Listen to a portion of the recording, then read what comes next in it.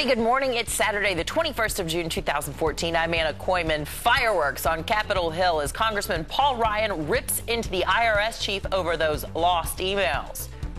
You asked taxpayers to hang on to 7 years of their personal tax information in case they're ever audited, and you can't keep 6 months worth of employee emails? So is the IRS holding itself to a different standard than it does the American people? And the Obama administration makes a shocking admission about the thousands of illegal immigrants flooding the border. The president's policies are, in fact, to blame. How rumors about amnesty are creating the problem. We'll have more on this breaking story coming up. And this cardboard character causing chaos on a commuter rail, shutting down service for hours, and even alerting the bomb squad. And the man behind this is actually a little boy. You know what? Mornings are better with friends, especially on Saturdays. You're watching Fox and Friends, the #1 morning cable news show in America.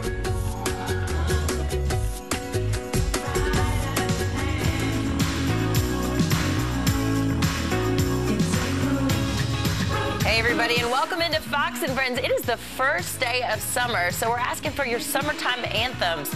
So tough to pick. Peter Johnson Jr., what's your favorite? I don't know, the Summer Wind, or maybe the Jamie's sing Summertime, Summertime, Summertime, but that's Bananarama, which I love as well. They are fantastic. I love Bananarama. Wow. Show me the And we begin Bananarama. this morning with an admission from Peter Johnson Jr. A striking admission, and perilous, as you say. We'll be sharing ours later, but email us or Facebook or tweet us your favorite Please, summertime what's our anthem. summer anthem? It's Let's nice to start see it today. you, Peter. Thank you for having me. it's Thank like you for today. having me. love it. Are you I'm so kidding? happy to be here with you guys and with you. And on a day full of news, there was drama on Capitol Hill yesterday. This IRS story exploded in an exchange between Paul Ryan, he was, of course, the vice presidential candidate last time, and the IRS Commissioner John Koskanen. It was worth watching. Here's an excerpt. You are the Internal Revenue Service. You can reach into the lives of hardworking taxpayers, and with a phone call, an email, or a letter, you can turn their lives upside down. You asked taxpayers to hang on to 7 years of their personal tax information in case they're ever audited, and you can't keep 6 months worth of employee emails? And now that we are seeing this investigation, you don't have the emails. Hard drives crashed. You learned about this months ago. You just told us, and we had to ask you on Monday. This is not being forthcoming. This is being misleading again. This is a pattern of abuse, a pattern of behavior that is not giving us any confidence that this agency is being impartial. I don't believe you. This is incredible. I have a long career. That's the first time anybody has said that they do not believe me. I don't believe you. Yeah, several Republicans really grilling him and basically saying the same thing. You know, it appears that you're lying, sir. I mean, 6 months of emails kept on the server at a time. They say this is because they recycle them every so often because it is an expensive thing to do to keep all of them. But, you know, these emails get sent to somebody, don't they? Oh, they absolutely. aren't just one-sided. So how long will it take for us to find these emails? We're going to be asking Kurt the cyber guy in the next hour. You know, is this something that's common anyway for companies to do this? And if it is, how hard is it to get a hold of the information? And Tucker, no one understands Washington better than you do, frankly. And they seem to be suitably and appropriately outraged. Congress sometimes isn't. It's a fact, and it's a fake sometimes. But here, they're saying, you knew 5 months ago that you didn't have these emails. And then you've just told us 8 days ago that you didn't have them. And so it's not faux outrage. It seems to be real outrage here. Well, I think it is outrageous, but Paul Ryan's point is so good and so perfect. For the White House to say, look, it's just too expensive. You know, it's just too difficult to save those records. You're a famous lawyer. Would that stand up in court? No. If I get hauled into No. because for an IRS violation, and I say, you know what, I just don't have any records because, honestly, it's really hard to save those records. No, there's an issue. It's called spoliation. It means spoiling the evidence. And the inference, the implication of that is that you did something wrong. And there appears to be, based on the facts here, Chairman Camp of that committee requested information about audits of people who are donating to a tax-deductible conservative organization. And that's when it began. And then shortly after, they lost the emails. Yeah, they did. It crashed. And by the way, keep in mind, people forget this, the context here is a presidential campaign. Right. This was a very hard-fought re-election campaign, and right in the middle of it, the administration hamstrung the president's political opponents. That's not a political move? The White House had no involvement in that at all? I don't believe it. Here's the other piece of this. It's not just Lois Lerner's emails that were lost. It's a half a dozen others. And one of those people, one of these 7 who had lost these emails, somehow made 35 visits to the White House. And where is the White House on all of this? And is this Koskinen guy, the head of the IRS, the commissioner there, is he just a pawn in their game? Listen.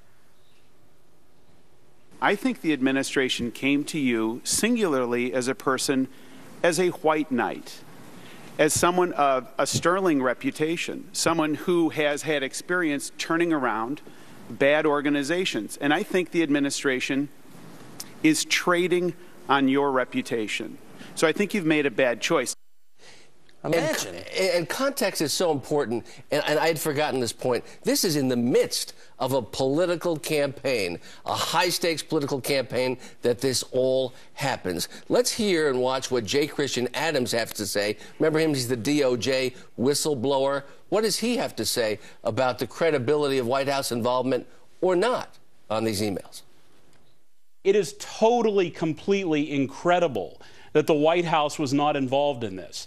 You have people at the White House being visited by IRS people. You have academics who are speech regulators coming to the White House. You have all the groups who hate free speech lobbying the White House to do something. And then guess what happens? The IRS starts targeting conservative groups. You don't need to be a rocket scientist to know what they were up to. Yeah, well, that's exactly right. And keep in mind, again, this had an effect on the presidential election. This is not of academic concern. This had real-life consequences. Well, it seems to be the pattern. Look at Benghazi. Yeah. I couldn't agree more. Well, speaking of foreign policy, there is drama, as you know, on our southern borders as tens of thousands of illegal immigrants from Central America pour into the United States. And the White House response so far, now that the polling shows that only about 10% of Americans approve of this, most are horrified by the president's dealings with our southern borders, his inability to secure them. The White House response is to send $250 million to the governments of 3 Central American countries, Salvador, Guatemala, and Honduras. What a shakedown operation. Our government said to their governments, you know, maybe it's time for you to get a handle on your own borders. Maybe you should take back some of your own citizens. They said, we'd like $250 million, please, and we're sending it to them. Rather than saying, you know what, maybe our policies that we put into place that caused all of this to happen were failed policies. Listen to Stephen Camerot. He's the director of research at the Center for Immigration Studies, and he basically says the White House is to blame for all of this. Bottom line is, this is being caused by Obama administration policies. Nothing's fundamentally changed in Central America. It was a poor, chaotic place before, and it is now. But word's gotten out. The Washington Post and the AP, hardly immigration enforcement-orientated, publications, have reported. They talk to people. It's, the word's out. You get permiso. You get permission to come. If you show up at the border, we're not going to send you back. The word's out.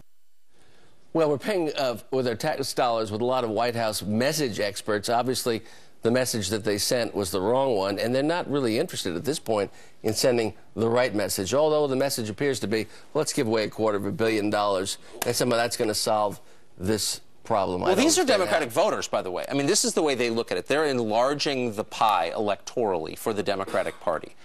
Study after study has shown first-time immigrant voters overwhelmingly vote Democrats. So when you have tens of thousands, in this case millions of people streaming into the country, precedent shows half of them will be allowed to stay here and become citizens, fully half. Well, make no mistake, you're increasing the size of the Democratic Party. I mean, tell me these. Trust me, I live there. That's the way these people think. Yeah, it's a way of buying votes, essentially. Well, over the long term, yeah, you win with this strategy if you're the Democrats. Yeah, in the meantime, how much taxpayer money are we going to be spending on the increase of crime here, right? I mean, these people are coming from Central America. They're not used to seeing the lifestyles that we have, in desperation often leads to crime. It does. Poverty does lead to crime, and if these folks don't have an ability to move into the American system in a legal, appropriate way, then it can. You're right. Yeah. You're right.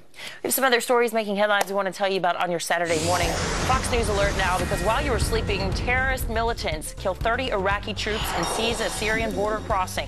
The attack 200 miles west of Baghdad near the town of Qawm. This is Secretary of State John Kerry heads to Iraq this weekend. In the north, government troops are surrounded and outnumbered in a fierce battle for control of the country's biggest oil refinery. Fires so big they can be seen from space. Terrorist militants seizing control of the facility. Sources say they are keeping government forces isolated until they run out of food and ammo. The U.S. says there is almost nothing Iraq can do to free the troops. Now the country's highest religious authority is calling for a new government, and Iraq is staging a nationwide military parade to rally troops. Late last night, a small plane crashing into a home burst